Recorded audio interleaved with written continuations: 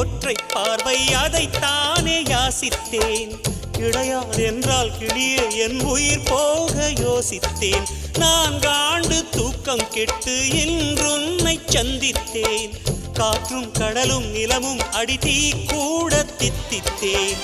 மாணிக்கத்தேரே உனை மலர் கொண்டு பூசித்தேன். என்னை நான் கிள்ளி இது நிஜம்தானா சோதித்தேன். இது போதுமே இது போதுமே இனி என் கால்கள் வான் போகுமே. என்ன அழகு எத்தனை அழகு கோடி மலர் கொட்டிய அழகு இன்றெந்தன் கை சேர்ந்ததே.